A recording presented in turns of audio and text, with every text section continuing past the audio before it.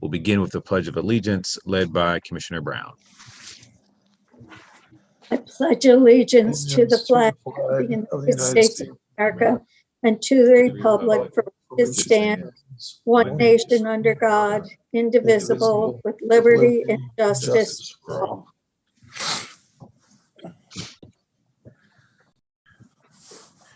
All right. As a reminder, this is a public meeting and it's being recorded. I would kindly ask that you maintain the same level of decorum as if you were in a meeting in person. Finally, for those who are dialing in, please ensure that you have your phone muted by pressing *6. Thank you so much.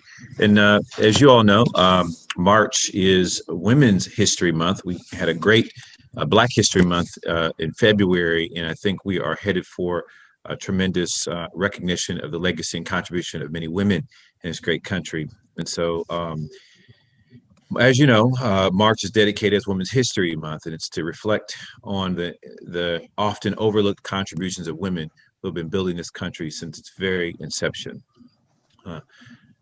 We'll have guests throughout March that will enlighten us on the empowering of women, the contribution of women, and the general impact that they bring every day in our great nation. Today with us, we've got Tammy Wharton, who is the president and CEO of Girl Scout of Ohio. I just bought some Girl Scout cookies. You'll be happy to know, $50 worth from my niece, and so I'm all in there. But she leads one of the strongest memberships among Girl Scout councils, brings an emotional intelligence to her work, and teaches girls courage, confidence, and character to make the world a better place. Tammy, thank you so much for being here. Welcome. Thank you, President Boyce, and also Commissioner Brown and Commissioner O'Grady for having me. With it being Women's History Month, I'm going to see if I can kind of fly through the history of Girl Scouts. We're celebrating 109 years actually next week, and there were a lot of highlights throughout our history. So Girl Scouts does build girls of courage, confidence, and character that make the world a better place. So if we can switch to the next screen. It was founded by, are we on the next screen? Okay, perfect. It was founded by Juliet Gordon-Low, who was known as Daisy. After she finishing school, she went to Europe and toured and met Lord Baden-Powell, who founded the Boy Scouts and Boy and Guides. And she came back here to settle in Savannah, where she grew up. And she called her cousin and said, I have something for all the girls of America and all of the girls of the world, and I'm going to start it tonight. And that's how Girl Scouts started on March 12th in 1912. Next slide, please. Her purpose was to develop girls with good citizenship and a love of the outdoors, and a goal of bringing girls out of isolated home environments, which is probably really important today as we start to get out of the pandemic. And she also had her eye towards community service. Girls hiked and played basketball. They went on camping trips. They learned about the stars and how to tell time of the stars. And if you can imagine, if you see the outfits that the women are wearing in those days, it was very tough to do those activities in that kind of attire. So she devised a shorter skirt and they put tights underneath it. So it made it a lot more mobile and easier to climb trees with, which was something that the girls did. Despite the progress made in the early 20th century, by 1912, when the Girl Scouts was founded, you'll remember there was no leadership for women. In fact, there was barely any voice in the public sector at all. Only 5 states granted women the right to vote, and there were no women in Congress. Next slide, please. The first Girl Scout handbook was published in 1913, entitled How Girls Can Help Their Country. And in it, girls earned badges as a way to show off their mastering of skills in things that you would think about, like sewing and cooking. But it's no surprise that in 1917, with these type of skills that the girls and women were learning, that the cookie program was devised. And this was a way for girls to earn some revenue to support their troops. So President Boyce, you're helping girls today. It's continued on to support troops locally. During World War when the men went off to fight in Europe, women were left to pick up their jobs, and they did things like food production, conservation. They sold war bonds, they worked in hospitals, and they collected peach pits for gas masks. During World War II, girls operated bicycle courier services, invested more than 48,000 hours in farm aid projects, and collected scrap metal and grew victory gardens. So we've been a part of the relief efforts from early on in our founding. Next slide. By the 1950s, the Girl Scout movement was well established. It had 1.5 million girls and adult volunteers. And during this time, the Brown versus the Board of Education in 1954 shocked many in its demand for desegregation of schools. However, Girl Scouts had already begun breaking down the racial barriers. And in fact, Girl Scouts was recognized as the leading organization in breaking down these barriers because we've already started including daughters of migrant agricultural workers, military personnel, Native Americans, Alaskan Eskimos, and the physically challenged. And this led Martin Luther King to declare Girl Scouts as a force for desegregation. And we're proud of that today. We've been an inclusive organization since our early founding, and we continue to welcome all girls into our movement. Girl Scouts established our first public policies in the 1950s, and we began working with Congress as well as officials in the White House and federal department agencies. And through these advocacy efforts, we continued to inform and educate legislative and executive branches on issues important to girls. We go ahead and go to the next slide. One of the things back in the 1960s that is of highlight is that NASA invited 100 girls to see the launch of Apollo 11 at Cape Kennedy. So we've been involved in a lot of different activities through the years. We've been focused on STEM. We've been focused on life skills. We've been focused on that little entrepreneurial program called the Cookie Program, environmental sustainability, and we appreciate our alum, Sandra Day O'Connor, was a Girl Scout alum and became the first Supreme Court Justice and a role model for generations to come. Next slide.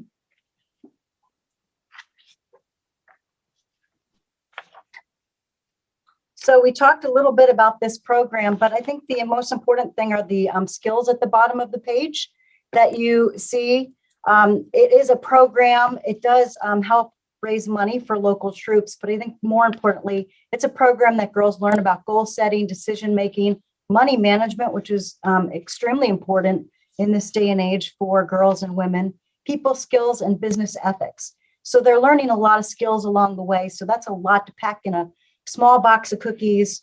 But again, it's a lot of things that girls are going to need to succeed in the future. Next slide.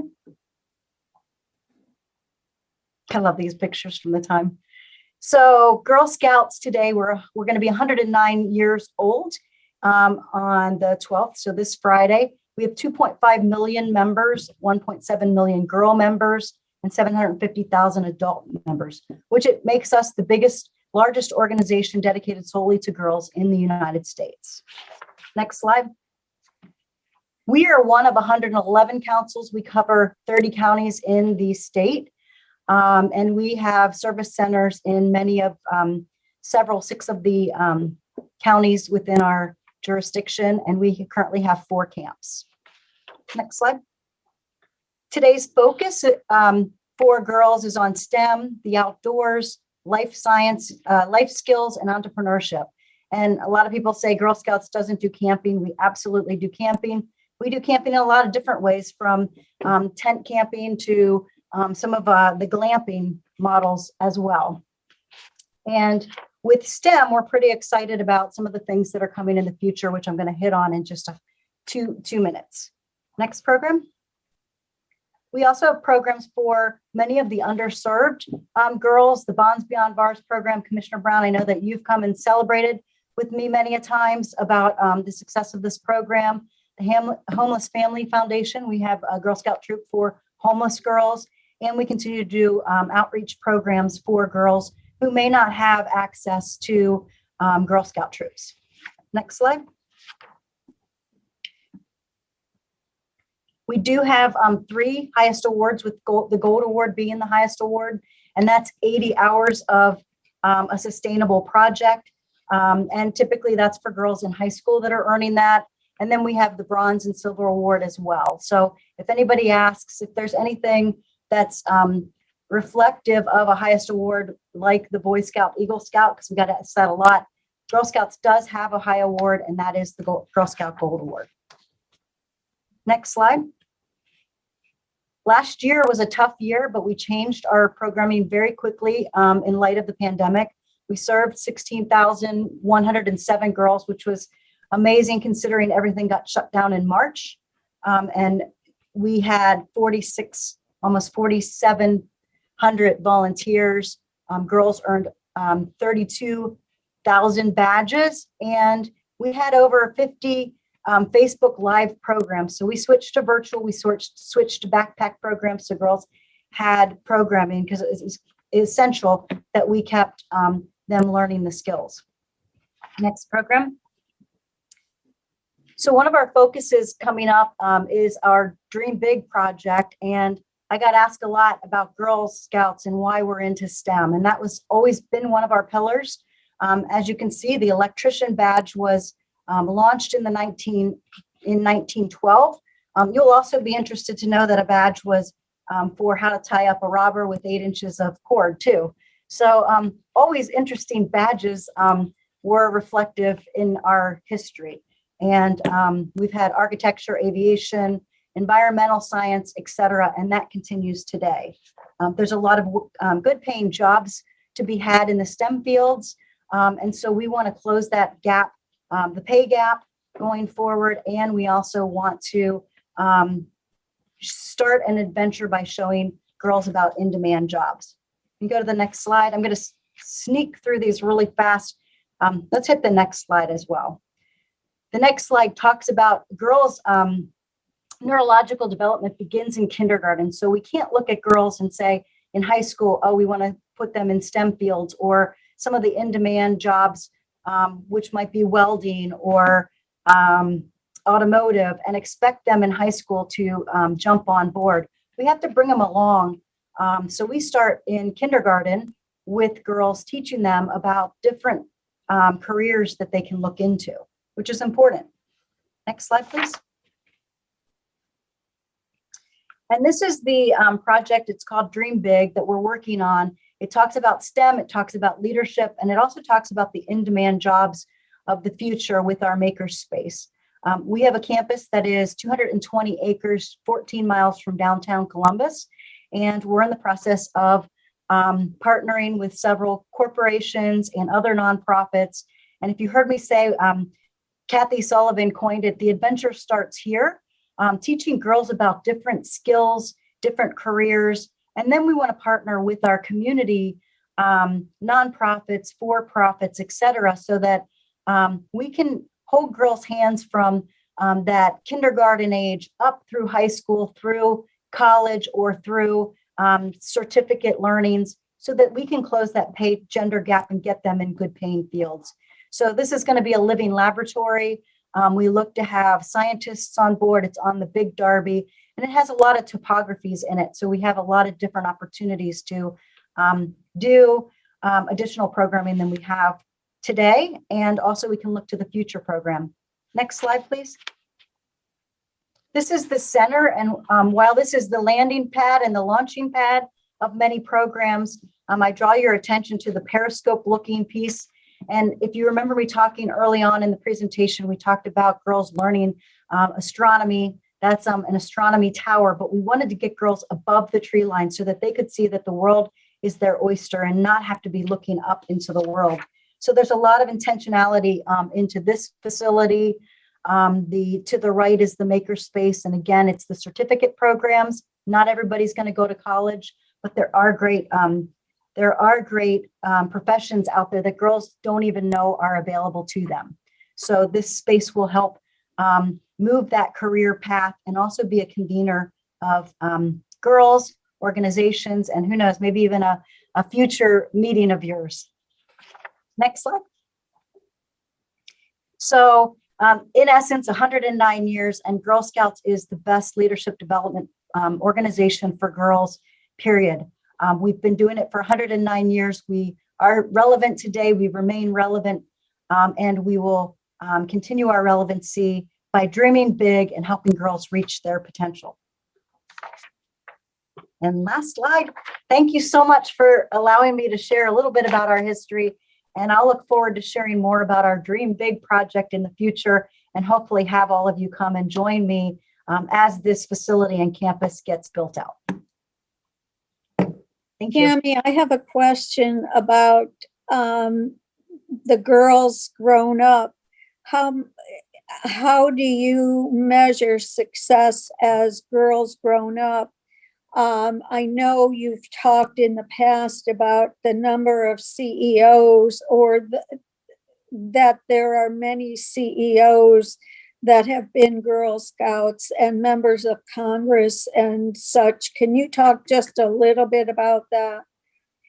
Sure. And tracking's been really tough, because when girls leave high school, because we serve them up through high school, when they leave high school and go to college or move out of state, it's been really hard to track. So we've been doing tracking more from as women move towards pillars of leadership. We ask them, were you a Girl Scout? And more often than not, they were a Girl Scout. So unfortunately, that's been the tracking. We have 59 million alum. And so with that kind of number, you can imagine that a lot of the women have participated in Girl Scouts at some point throughout their career. But the tracking of them's difficult. We have to do it through asking once they've achieved or stay connected with us through adult membership. Right. Yeah, you said something about peach pits, that you said women were collecting peach pits during World War I, and I had to look that up for gas masks. And I don't know how much you know about peach pits, but I just learned a lot. I just read a whole couple articles about peach pits being collected and how they're used to neutralize gas in gas masks. How the peach pits can help, the charcoal in them can help neutralize gas as they come to the gas mask. So they were saving lives. And I was hopeful that the vaccine would have been brought up by one of our Girl Scouts as well. And you think about the things that girls have done throughout history. We have a lot of the scientists today. We're working really closely with Battelle with our Dream Big project. And there's a lot of the women that have patents that were Girl Scouts. So we're really proud of a lot of the lessons learned, and the fact that we're giving back to the community as well through our projects. So I think that, it's just makes me so proud to represent this organization, because we're doing so much for the community as well as saving lives, to your point. Absolutely. Tammy, I think you remember my oldest daughter was very, very actively involved for a long time. She and her girlfriends and their troop went to through the Girl Scouts and into early high school, and from the time they were little. And my wife was active with troop, and because she made me be active. If you remember, you were a Girl Scout. You can be a Girl Scout to this day. Oh, there you go. There you go. I was, I had to do a lot of things with the Girl Scouts back in the day. I spent a lot of time helping the girls and all the other mothers were very happy, because I took on a lot of the cooking projects with the girls, which was a lot of fun. I enjoyed doing that a lot. And my daughter actually moved out. She got her own, now that she's in the working world, and she got her own apartment. And we decided it was time to turn her bedroom into a guest bedroom and office. And we found her vest. Wow. She still treasures it. But when you brought up the cookies and all the cookie sales over the years, and so we're a family of 6. And as Commissioner Boyce raving about his 48 boxes of cookies, 48 boxes of cookies in a family of 6 doesn't even scratch the surface for us, because my wife and kids like to freeze the cookies for year-round consumption.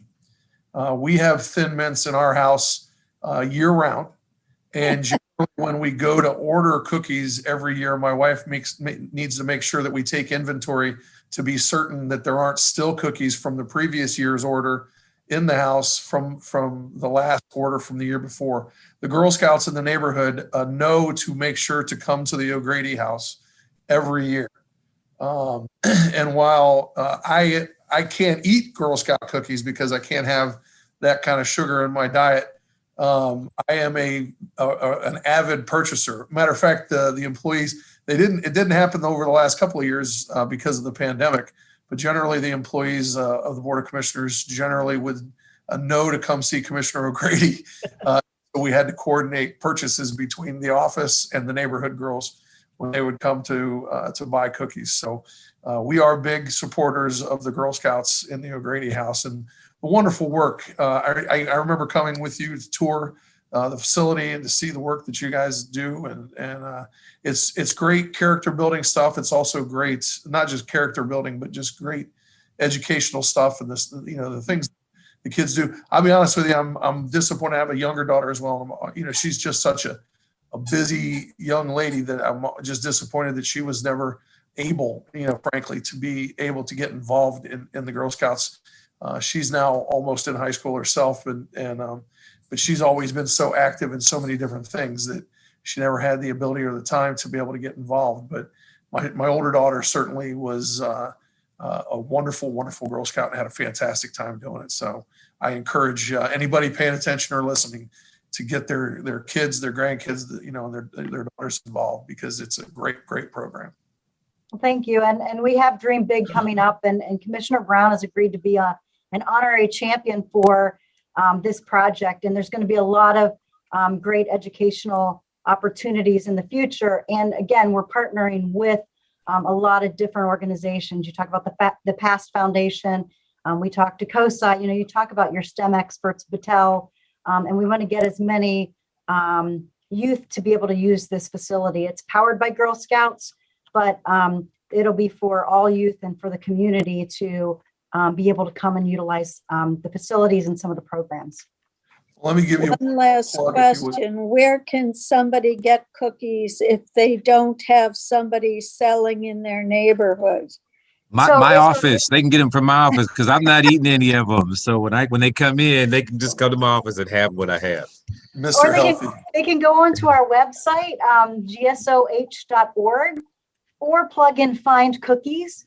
And when you hit Find Cookies, you put your zip code in, and it'll take you to a Girl Scout troop, which we've digitized a lot of the cookie program, especially this year comes in helpful with the pandemic. But again, we all are purchasing on Amazon, so we need to keep the cookie program relevant. And so you can get it online, you can get it delivered, or you can find where troops are selling. There was an article in this morning's paper about the cookies this year. So so let me give you one last plug about the cookies, so I can tell you, Thin Mints. My family would tell you that Thin Mints have always been better frozen than they are. Definitely. But my kids would tell you that Samoas and tagalongs and the shortbread cookies are all fantastic. If you freeze them and bring them out later, they're all fantastic that way as well. So buying cookies in bulk and putting them in the freezer is a great idea. So buy more cookies. Support Girl Scouts. Your proceeds stay local. So absolutely. Here's another thing too. My son is a celiac patient. He's got celiac disease, and so you make gluten-free cookies as well. That are, from what I'm told, they're pretty fantastic. So gluten-free cookies. We're gonna hire you next year. I'm in. I am in. Especially from a guy who I can't eat cookies, but I will help you sell them. Sounds good. Thank you. So, on the cook, we'll end on the cookie note. My staff texts me, Tamara, who is a Girl Scout, says that crumble Doocy Doughs on vanilla ice cream, yum. So I don't know the cookie world. I'm just gonna bring them in and let everybody have them. But Tamara and Jessica that work for Commissioner Boyce are big foodies. So yesterday was National Peanut Butter Day, so Doocy Doughs would fit that bill. So there you go. Yeah, Well, rule. That's rule. Frozen. That's a good way to end the conversation from Commissioner Brown. Thank Thin you. mince rule. Thank you, Tammy. Thanks, Tammy, Tammy. we're so grateful that you joined us today. Thank you so much for that rendition of history for the Girl Scouts. And we're so grateful, not just for your leadership there, but what Girl Scouts represent since the beginning of time in America. So thank you so much. Thank you. Well, Commissioner Boyce, we just had a great Black History Month month of presentations. This was a great way to kick off Women's History Month. Great. Definitely winner. Thanks, Tammy. All right, we're going to keep our agenda moving right along. Is there a motion to approve the minutes of the February 23rd, 2021 general session, the February 25th, 2021 briefing session, and the February 22nd and 24th, 2021 administrative briefings? So move. Second. Moved and seconded, voting Commissioner Brown, Yes. Commissioner O'Grady, Yes. Commissioner Boyce. Yes. Thank you. The minutes have been approved. Auditor, thank you. Resolution number 145-21, resolution approving 6 contract modifications and extensions for mediation services in the amount of $175,000. Good morning, Commissioner Brown, Commissioner O'Grady, President Boyce. It's an honor Morning. to be here. Michael Stenziano, your Frank County Auditor, and as Clerk mentioned, resolution number 145-21 is what we bring forward. I'd first like to thank County Risk Management, County Purchasing, and County Administrator Ken Wilson for their ongoing collaboration for this modifications, contract terms, and extension. For those that aren't familiar, the mediation program continues in the Auditor's Office to have a legacy of excellence, cost-effective resolution, leading to cost-effective resolutions of property valuation disputes in our Board of Revision Department. The program is a one-of-a-kind and is the only Board of Revision mediation program established in the state of Ohio. It has been extremely successful since 2017. 30% of the more than 12,300 cases filed with the BR have been referred to the mediation program with a 7% success rate. Our office consistently receives overwhelming positive feedback from constituents about their mediation experience, and we expect after the triennial activity of last year to continue to see increases in mediation opportunities. The pandemic did shift all the mediator work to a 100% virtual environment, and the office continues to use this practice indefinitely while we save taxpayer travel time and time they don't have to spend away from work, as well as eliminating the need for expenses on attorneys and expert witnesses. Really have found the virtual environment to be helpful. I do want to encourage every resident and business in Franklin County to review their updated property value and consider filing an e-filing of a complaint against valuation, which can be found at www.franklincountyauditor.com. Deadline for a Board of Revision complaint is March 31st. If there are any questions or would like to speak with an expert, our office is also working in partnership with the Legal Aid Society of Columbus and launching a homeowner assistance program, which will be through Zoom clinics and telephone hotlines for property owners that qualify and allow for representation both for the filing and through the potential mediation or a formal BOR complaint. We encourage residents there to call 614-525-HOME to learn more about the homeowner assistance program. And finally, do want to plug the Facebook Live community hours, which continue to be a great resource for all residents to ask questions either on the Board of Revision or what in the world we're doing in the Frank County Auditor's Office. You can follow me at M. Stenziano on Facebook, and we will have one in 30 minutes. So if you guys are continuing or done with your session, please join us for the weekly community hours. Pending any questions, I would appreciate passage of the resolution. Thank you.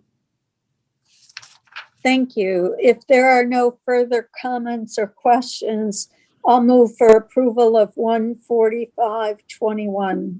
Second. Moved and seconded, voting Commissioner Brown, Yes. Commissioner O'Grady, Yes. Commissioner Boyce. Same.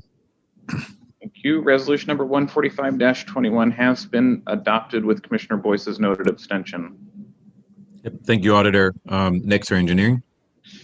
Resolution number 146-21, resolution authorizing the Franklin County engineer to enter into a contract modification with Shrewsbury and Associates LLC for simplified bridge projects Hempstead Road 1.29 over tributary to Spring Run, and Schleppy Road 0.97 over tributary of Rock Fork Creek, an increase of $9,166 for a revised contract amount of $154,997.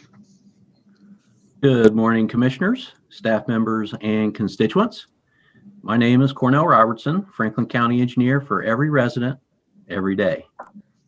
Commissioners, this first resolution, as stated, is for design contract modification with Shrewsbury and Associates for 2 bridge projects.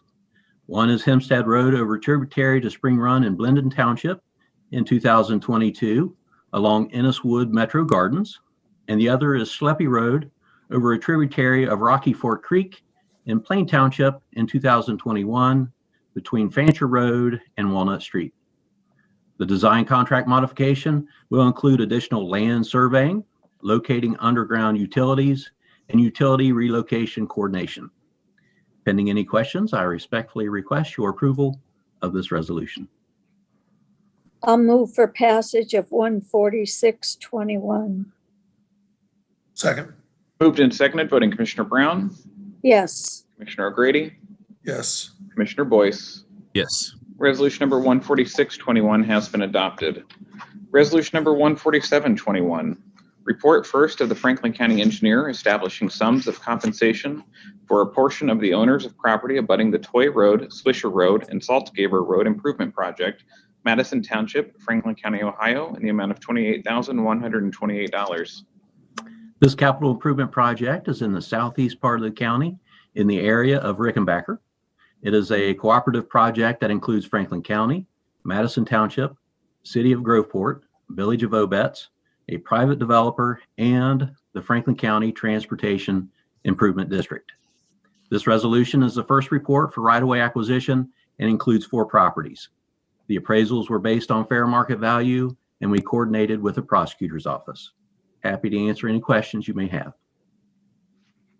If there are no questions, I'll move for approval of 14721. Second. Moved and seconded, voting Commissioner Brown, Yes. Commissioner O'Grady, Yes. Commissioner Boyce. Yes. Resolution number 14721 has been adopted. Resolution number 14821. Resolution requesting the Ohio Department of Transportation to reduce the speed limit on Mann Road, Township Road number 107, Jefferson Township, Franklin County, Ohio.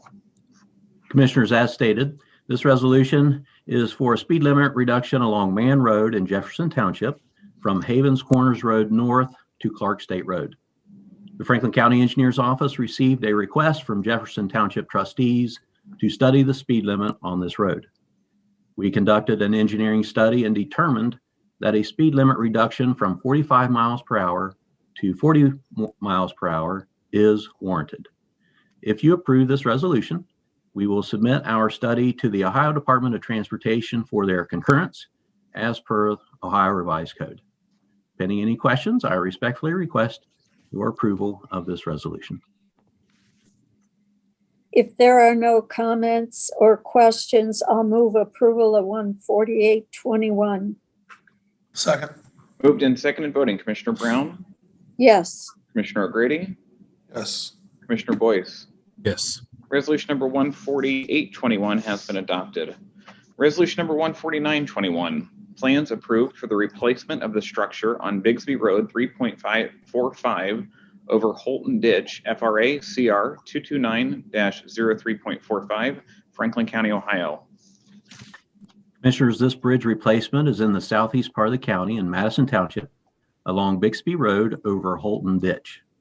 Of Franklin County's 360 bridges, this is one of 48 that is over 100 years old.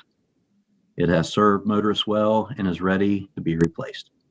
Its replacement is part of a larger project with the City of Groveport along Bixby Road between Groveport Road and State Route 317, which will also include a pedestrian path over the bridge.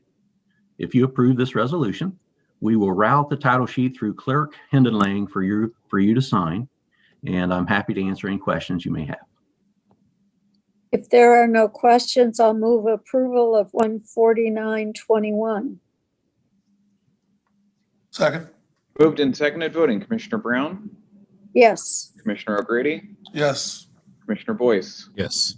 Resolution number 14921 has been adopted. Thank you all very much. Have a great day. Thank you. The next- Commissioners, care. I'm sorry, I just want to let you know I am in receipt of the plats to be signed for the engineer's office. Thank you. Great. I'm in the office today, so you can stop by anytime. Thank you, sir. Next, Sheriff.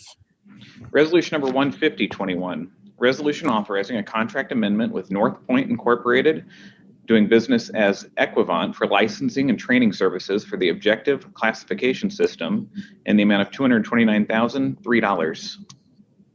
Good morning, Commissioners. Dave Masterson, representing Sheriff Dallas Baldwin. This contract, as mentioned, provides a 5-year extension to the licensing agreement with North Point. The software is utilized to properly house inmates for the safety of the inmates and staff. It also provides 10 additional software licenses and 40 hours of training, refresher training for staff members. It will run through February 28th of 2026. And pending any questions, I ask your approval of this resolution. I'll move passage of 15021. Second. Moved and seconded voting. Commissioner Brown, Yes. Commissioner O'Grady, Yes. Commissioner Boyce. Yes. Resolution number 15021 has been adopted. Thank you. Thank you. Franklin County Good to Data see you, Center. Dave. You as well. Data Center. Resolution number 15121, resolution authorizing a contract with Tyler Technologies entering a software as a service agreement for the existing Munis Enterprise Resource Planning System in the amount of $2,241,488. Good morning, Commissioners. Julie Lust, representing the Franklin County Data Center. This resolution approves the software as a service contract with Tyler Technology for the county's enterprise resource planning system known as Munis. This application, which is maintained by Auditor Stenziano's office, is used by almost every agency, board, court, and office in Franklin County on a daily basis. Utilizing this cloud-based Munis solution will increase remote access to the application and expand available functions and services while reducing technical debt, including upgrade cost, hardware maintenance cost, and our reliance on secure remote desktop software currently used to connect to the application. Pending any questions, the Data Center respectfully requests your approval of this resolution. If there are no questions, I'll move approval of 15121. Second. Moved and seconded voting. Commissioner Brown, Yes. Commissioner O'Grady, Yes. Commissioner Boyce. Yes. Resolution number 15121 has been adopted. Thank you, Commissioners. Thank you. Office of Aging. Resolution number 15221, resolution authorizing 2 grant agreements to provide caregiver support services for Franklin County Senior Options in the amount of $143,776. Good morning, Commissioners. I'm Amy Funk, Assistant Director of Administration, and also joining me this morning from Office on Aging is Director Orville Johns, Barbara Sullivan, and Nancy Mayo. This resolution authorizes 2 grant agreements to provide caregiver support services. Projects in this grant category recognize the important role played by the individuals who take care of seniors, thereby preventing and/or delaying the institutionalization of their loved ones for as long as possible. The projects funded under this category aim to help caregivers of older adults by linking them with resources and support that will resolve problems arising from taking care of elderly charges. Pending any questions, I respectfully ask for your approval of this resolution. I'll move approval of 15221. Second. Moved and seconded voting. Commissioner Brown, Yes. Commissioner O'Grady, Yes. Commissioner Boyce. Yes. Resolution number 15221 has been adopted. Resolution number 15321, resolution authorizing 4 grant agreements to provide volunteer services for Franklin County Senior Options in the amount of $245,820. These projects enhance quality of life by utilizing seniors or non-seniors as volunteers to help older adults in need. Projects range from using retired seniors as volunteers to help other seniors find employment, to recruiting adults who become volunteer guardians of mentally incapacitated indigent seniors, to using senior companions to provide peer support to homebound frail seniors. Pending any questions, I respectfully ask for your approval of this resolution. I'll move for passage of 153-21. Second. Moved and seconded, voting Commissioner Brown, Yes. Commissioner O'Grady, Yes. Commissioner Boyce. Yes. Resolution number 15321 has been adopted. And real quick, Amy, I'm going to stop your video to see if it increases the quality of your sound some. I apologize. You're breaking up a little bit, so I want to make sure that we can hear you. Thank you, Dean. Go ahead. Thank you.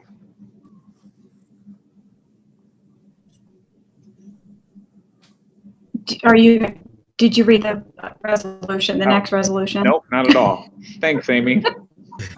You're welcome. Everyone's here to help me, apparently. Resolution number 15421. Resolution authorizing an agreement with the Central Ohio Area Agency on Aging for case management services for Franklin County Senior Options in the amount of $5,097,084.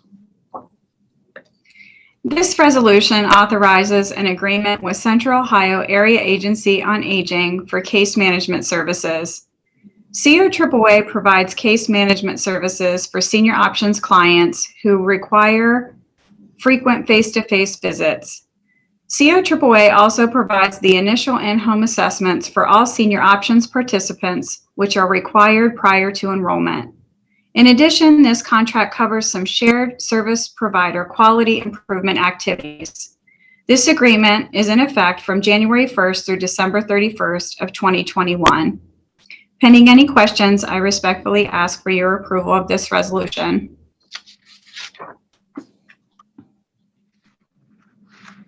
I'll move for passage of 154-21.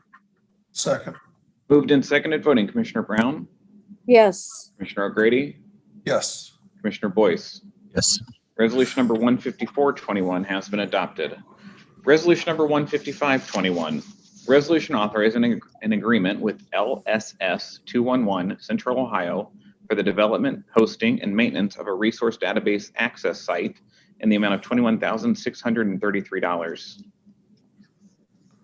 This resolution authorizes an agreement with LSS 211 Central Ohio for the development, hosting, and maintenance of a new resource database access site for Franklin County Office on Aging.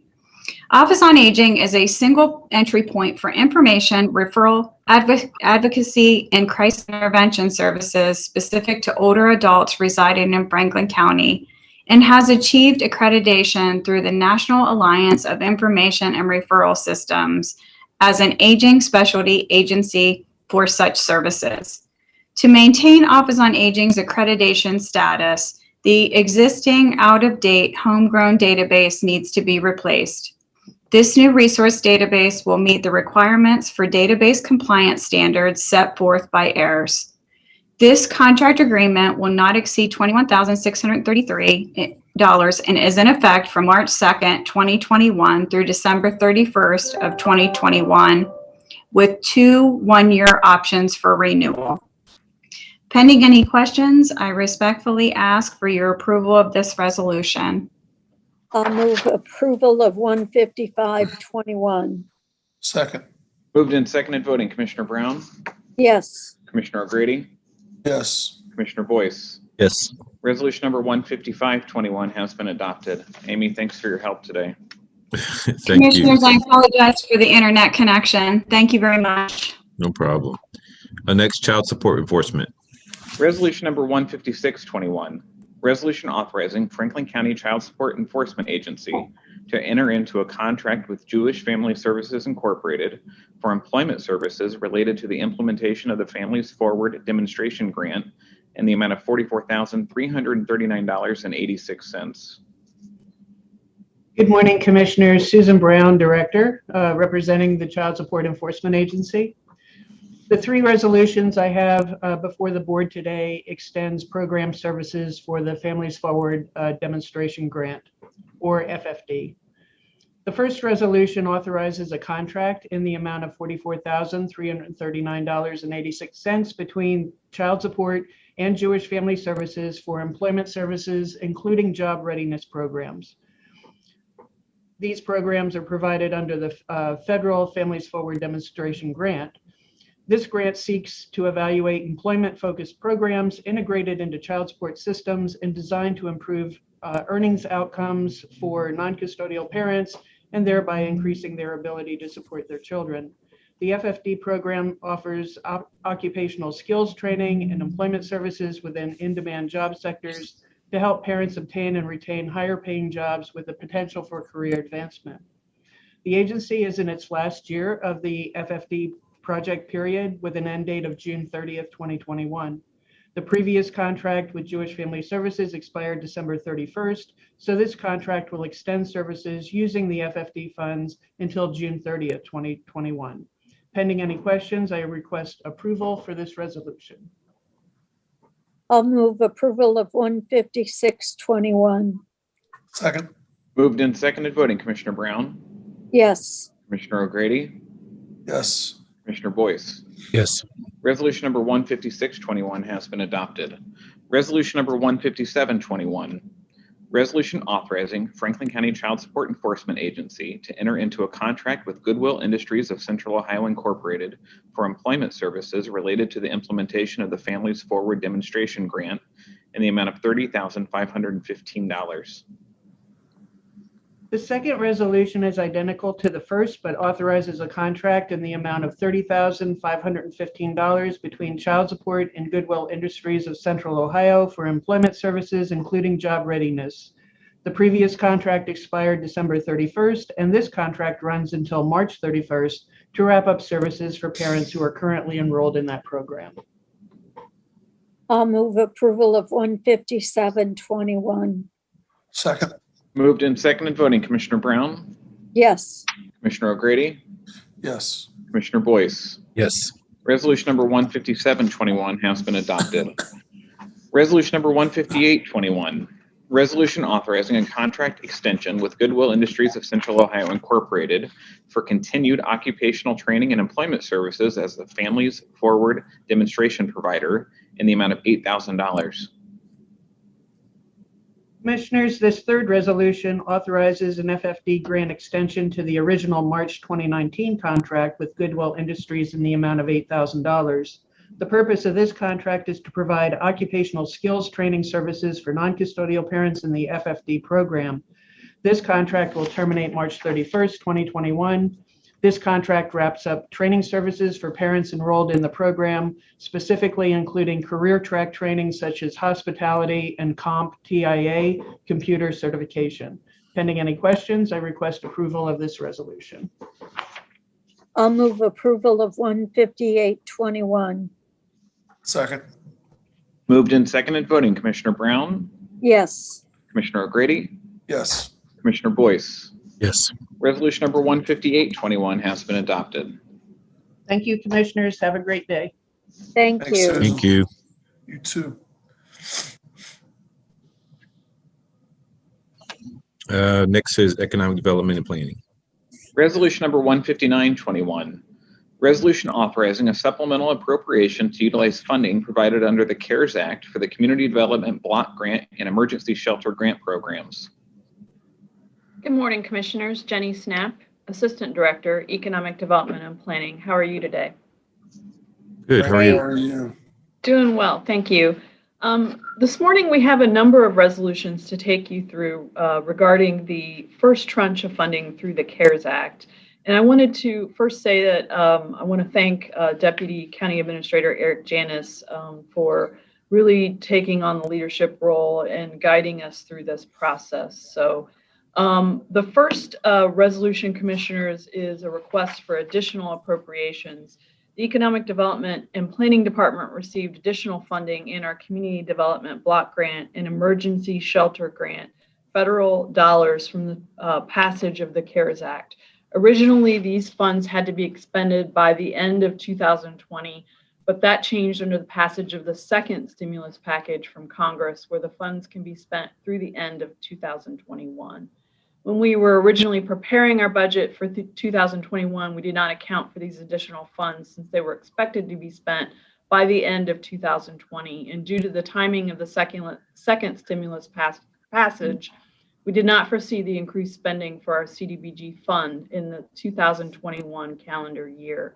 The additional expenditures we were expending will still be reimbursed to the county, as with our other CDBG related expenditures. The supplemental appropriations we are requesting are in the amount of $3,156,117. We respectfully request your approval of this supplemental appropriation. If there are no comments or questions, I'll move approval of 15921. Second. Moved and seconded. Voting, Commissioner Brown, Yes. Commissioner O'Grady, Yes. Commissioner Boyce. You're muted, sir. Yes. Thank you. Resolution number 15921 has been adopted. Resolution number 16021. Resolution authorizing a grant agreement between the Board of Commissioners and Impact Community Action for rental assistance and eviction prevention in Franklin County in the amount of $2 million. Good morning, Commissioners. EDP is proud to present you with the resolution in the amount of $2 million with Impact Community Action for emergency housing assistance and eviction prevention for residents in Franklin County affected by COVID. If you remember, Commissioners, we brought a similar resolution to you last year in the height of the pandemic, to which you approved $500,000 with Impact that was approved on May 26, 2020. To address this matter, Impact, along with the Housing Stabilization Coalition, are once again combining their efforts to deploy a systematic approach to resolving the current eviction crisis with the goal of decreasing the number of evictions in the county. The Housing Stabilization Coalition is made up of 16 housing partners that include Job and Family Services, Franklin County Municipal Court, Franklin County Veterans Services Commission, the City of Columbus, Legal Aid, the Affordable Housing Alliance, Columbus Metropolitan Housing Authority, Columbus Urban League, Impact Community Action, and more. This fund will assist residents in need and decrease the number of evictions in the county. Under this agreement, Impact Community Action will provide rental and utility assistance to approximately 650 clients. That includes both individuals and families. Eligibility for these funds will be open to all residents of Franklin County who are at or below 80% of the area median income based on their last 90 days of income, and the assistance request must be related in some manner to the COVID-19 pandemic.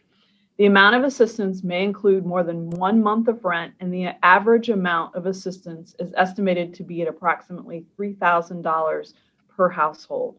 The agreement is funded with $2 million from the U.S. Department of Treasury's Emergency Rental Assistance Program. Commissioners, as you know, a lot of effort goes on behind the scenes to put together a contract, and it would be remiss if I didn't officially thank, as I already mentioned, Deputy County Administrator Eric Janis, who has led this effort, as well as Paul Feast at the Franklin County Prosecutor's Office, and Dean Hindenlang, who have turned over these contracts and documents in an extraordinarily short period of time. In addition, I would like to thank our partners at Job and Family Services who have been part of these discussions from the beginning with Impact, as well as Lauren Rummel, Zach Telerik, and Mark Paxson for their guidance and assistance with the language of the contracts. With that, Commissioners, this morning we have Mr. Bo Chilton, CEO of Impact Community Action, here to speak on behalf of this resolution. Bo? Good morning to President Boyce, Commissioners Brown and O'Grady. I want to say thank you and the county staff for your strong support and leadership to prevent homelessness in our community. The economic collapse sparked by COVID-19 pandemic triggered the most unequal recession in modern U.S. history, delivering a mild setback for those at or near the top and a depression-like blow for those at the bottom, according to a Washington Post analysis of job losses across income spectrums. Recessions often hit poorer households harder, but this one is doing so at a scale that is the worst in generations, according to the analysis. I want to thank you for your early investment in the Hope Fund. It was May 5th, 2020, when I came before you to accept a resolution celebrating May as Community Action Month.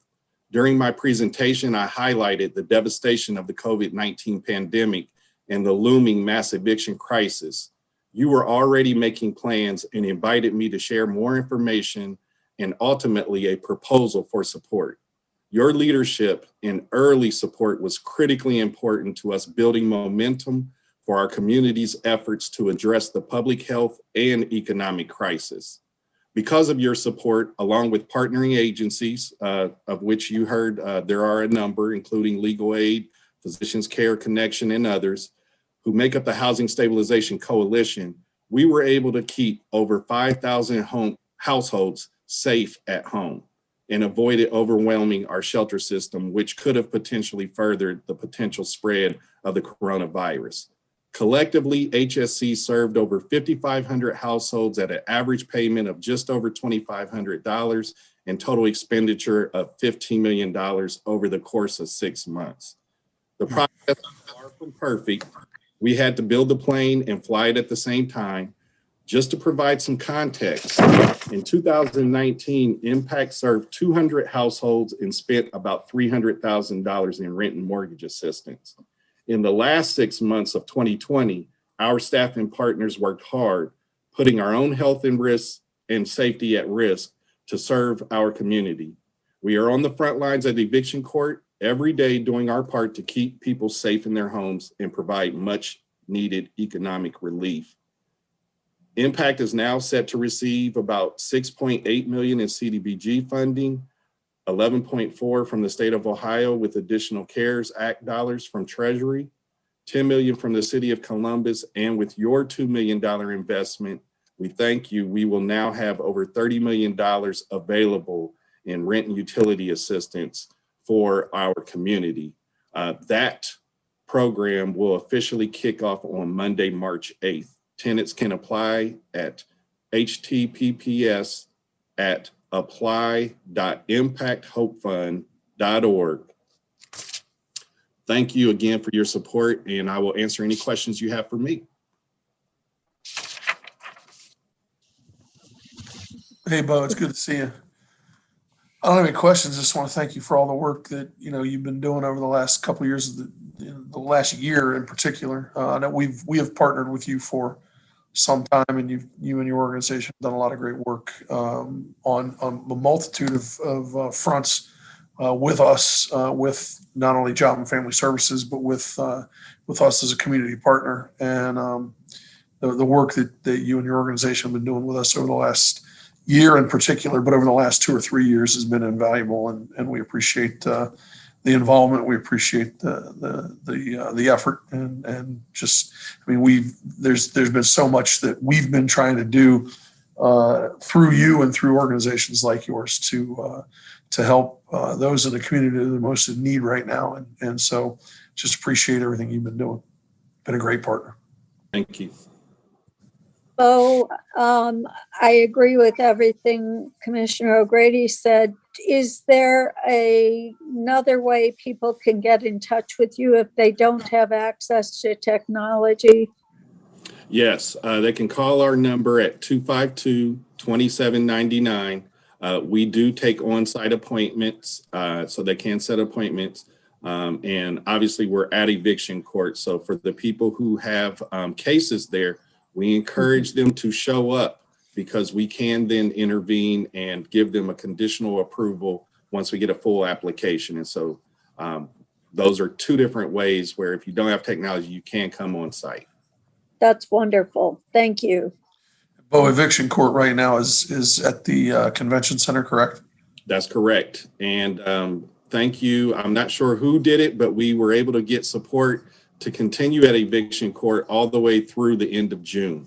That is tremendous help, because the eviction court at the convention center allows us to spread out and to be safe. And so by June, we hope to have enough vaccinations that when we return back to the courthouse, that we'll be in a much better place in terms of our public safety. Mr. Chilton, could you repeat that phone number one more time, please, sir? Yes, 614-252-2799. And the website is apply.impacthopefund.org. Thank you, sir. If there are, I'll just add, just real quick, I'll just add that we have so many agencies that come through here that we fund. And sometimes as commissioners, we don't get to experience the use of, we can see the results, but we don't actually get to, experience what they do. Sometimes with Impact, I have been able to do that as I've had constituents who are going through some eviction or needed rent assistance, and I've been able to call Bo and get them linked to the right people or services there. And it's just great to see the system work for people. And I know in the case that I've dealt with, this is their livelihood. This is everything to them, and loss of your housing can domino affect everything else in your life and create a real collapse. And so what you're doing is core. So thank you. Thank you. I'll move for passage of 16021. Second. Moved and seconded, voting Commissioner Brown, Yes. Commissioner O'Grady, Yes. Commissioner Boyce. Yes. Resolution number 16021 has been adopted. Thank you, sir. Resolution number 16121, resolution authorizing a service agreement between the Board of Commissioners and the Community Shelter Board to develop and implement strategies that decrease homelessness in Franklin County in the amount of $500,000. Morning, Commissioners. Mark Paxson, Economic Development Planning. This is a contract with Community Shelter Board to develop and implement strategies to decrease homelessness in Franklin County. The purpose of the program is to stabilize individuals and families' lives and culminate in their securing permanent housing. Commissioner Brown chaired the Family Homelessness Prevention Task Force to facilitate the establishment of a prevention system that's focused on families who are facing imminent homelessness.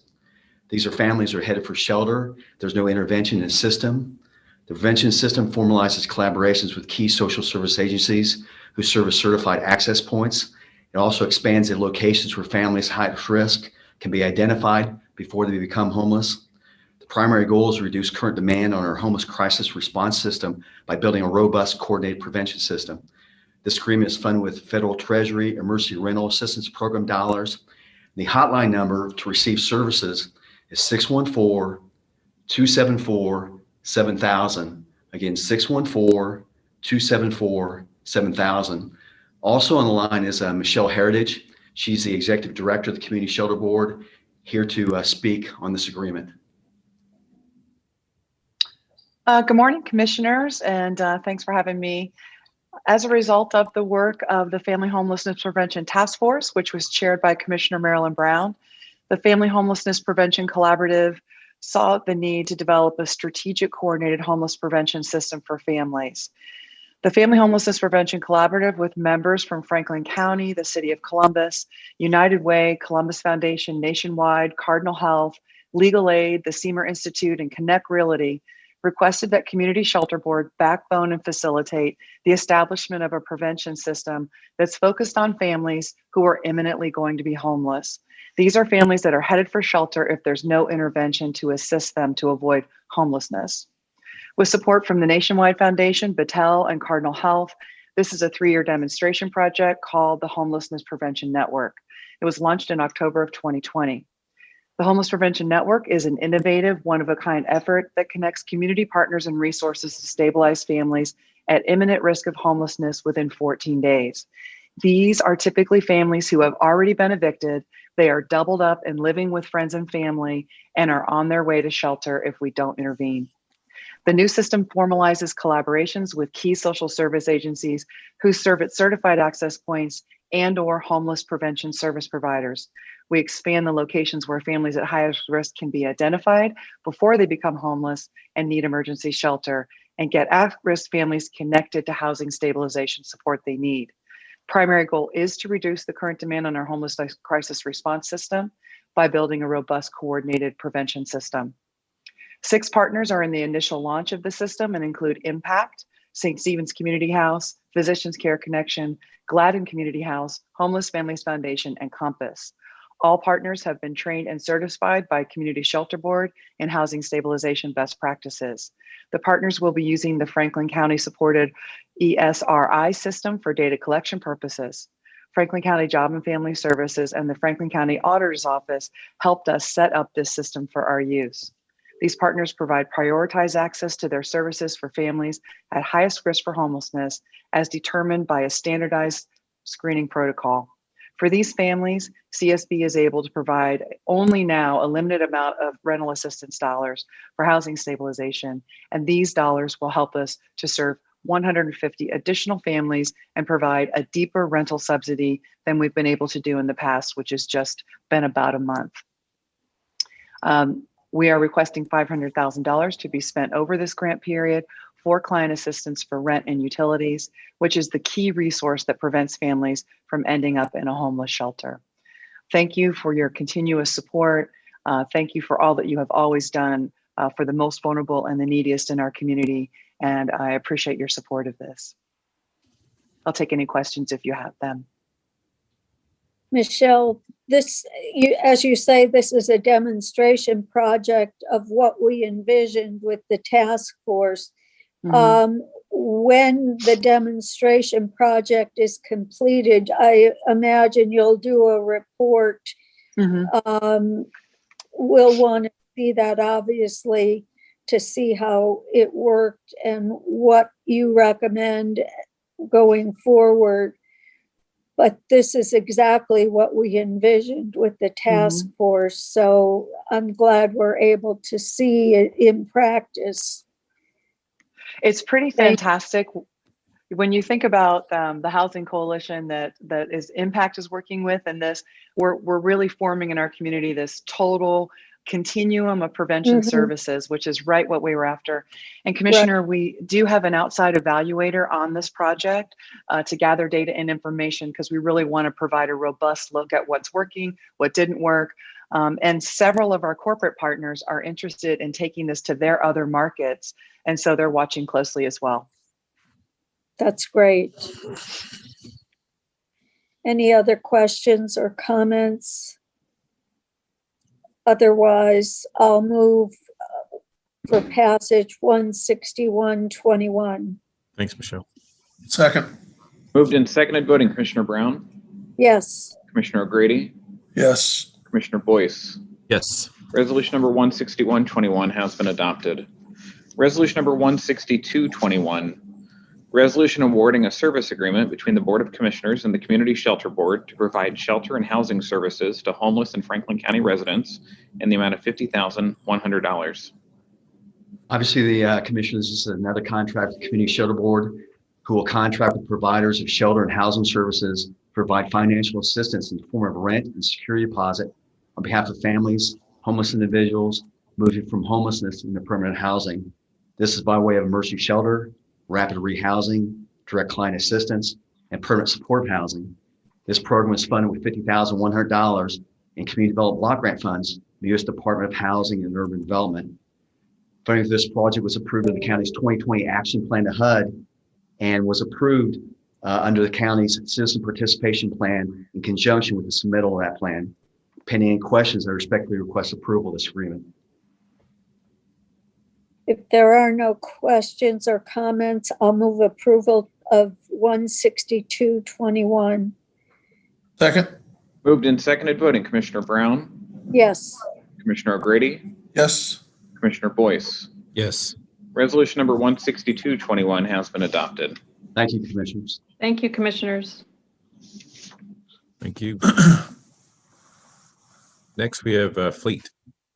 Resolution number 16321, resolution authorizing the county administrator to execute all Bureau of Motor Vehicles documents necessary to obtain, renew, maintain, and transfer license plates and vehicle registrations for county vehicles. Good morning, Commissioners. Charlotte Ashcraft, Director of Fleet Management. The resolution before you is requesting authorization for the county administrator to execute all Bureau of Motor Vehicles documents for license plates. The fleet consists of approximately 342 vehicles that require annual maintenance of their license plates. The Bureau of Motor Vehicles documents require an actual signature by the President of the Commissioners or their designee for each document. Authorizing the county administrator to sign these documents will expedite the process of license plates transfers, renewals, and new registrations. Pending any questions, I request passage of this resolution. If there are no comments or questions, I'll move for passage of 16321. Second. Moved and seconded, voting Commissioner Brown, Yes. Commissioner O'Grady, Yes. Commissioner Boyce. Yes. Resolution number 16321 has been adopted. Thank you very much. Thank you. Jobs and Family Services. Resolution number 16421, resolution approving a subwater amendment with Asian American Community Services for out-of-school time youth programming in the amount of $62,151. Good morning, Commissioners. Vivian Turner, Assistant Director. As you know, we work with our community partners to modify out-of-school time programming in the midst of the ongoing pandemic. Instead of the traditional after-school programs, all including Asian American Community Services are providing full-day in-person services for students enrolled in online classes in the hybrid instructional models. These learning extension centers offer TANF-eligible youth ages 5 to 13 a safe place to attend virtual classes while their parents are working or pursuing their education.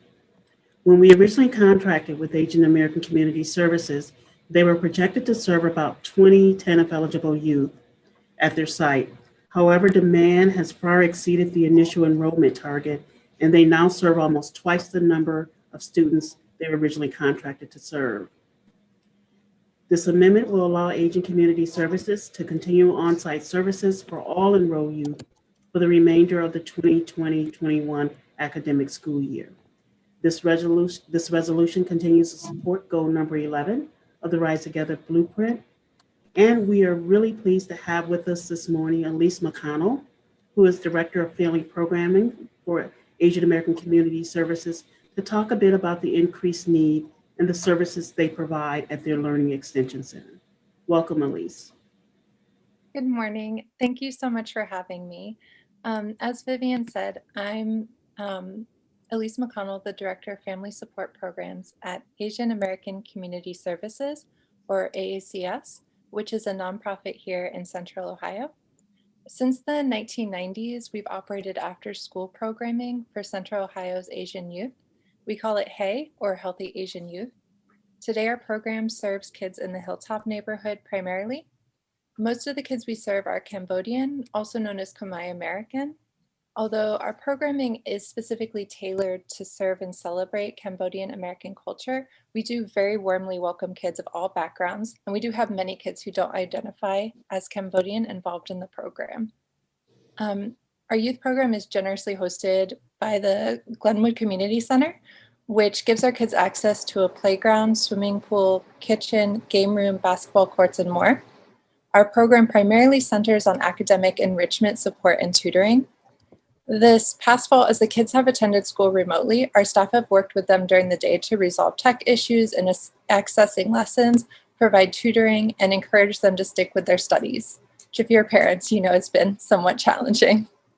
Today, as the kids begin to return to in-person school on a part-time basis, we are continuing to operate our program for 6 hours a day, 5 days a week, which has come with additional expenses for staff time, program supplies, and food for our participants. We have about 40 students currently enrolled, and we are actively enrolling additional students. We just have a little bit more room as the kids are being split into 2 core groups as they return to school. Our program weaves academic and social learning into almost everything we do. Recreational activities, games, and even the crafts that we do incorporate important academic and social lessons. We also love to promote an interest in science, technology, and engineering through our workshops. We encourage a love for reading through our very well-stocked library and our book clubs. Students also learn life skills like money management, cooking, and healthy habits. All year, the students work with tutors through Big Buckeye, Little Buckeye, a student organization through OSU. And in the spring, the kids are matched with mentors from the same group. The mentors encourage the kids to strive to do their best academically and to attend college or a trade school. It's been a really challenging year, and the kids are really excited to be able to go on field trips again in the future.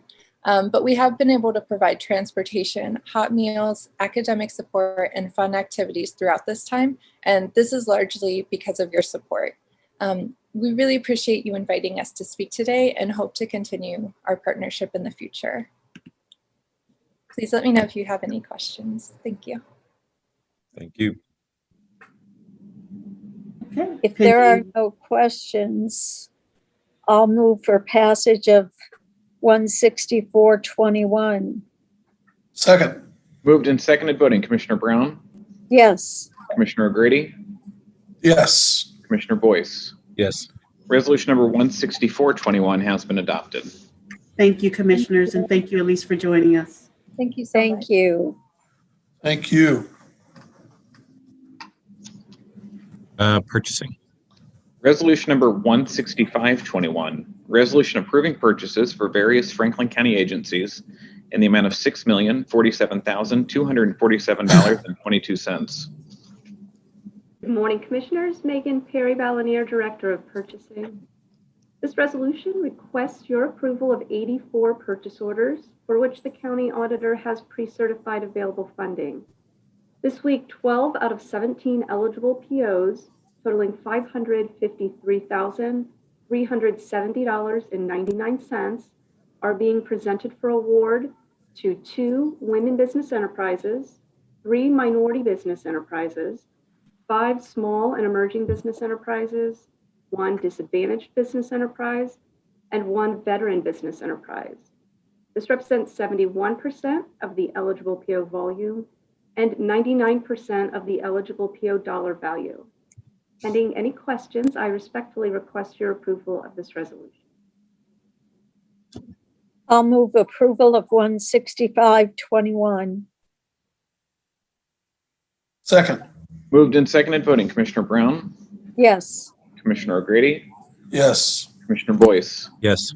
Resolution number 16521 has been adopted. Thank you. Thank you. That concludes our regular agenda. Are there any journalizations?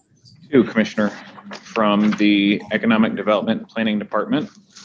The first, case number ANX-04-21, an expedited type 2 annexation petition ANX-04-21 was filed with the Franklin County Economic Development and Planning Department on February 24th, 2021.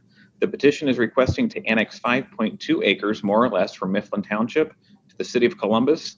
The petition will be considered by the Board of Commissioners on March 30th, 2021. Site 2051 Stelzer Road, PAD number 190-000100, and 2065 Stelzer Road, PAD number 190-000114. And the second, case number ANX-05-21, an expedited type 2 annexation petition ANX-05-21 was filed with the Franklin County Economic Development and Planning Department on February 24th, 2021. The petition is requesting to annex 7.7 acres, more or less, from Mifflin Township to the city of Columbus. The petition will be considered by the Board of Commissioners on March 30th, 2021. Site 2189 Stelzer Road, PAD number 191-002667, 2175 Stelzer Road, PAD number 191-002668, and lastly, 2155 Stelzer Road, PID number 191-002678. All right, that concludes our business for today. Do we have any questions from any of the members of the media on the call today?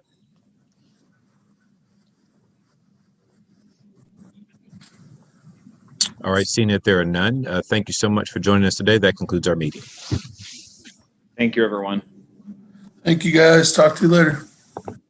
Thanks.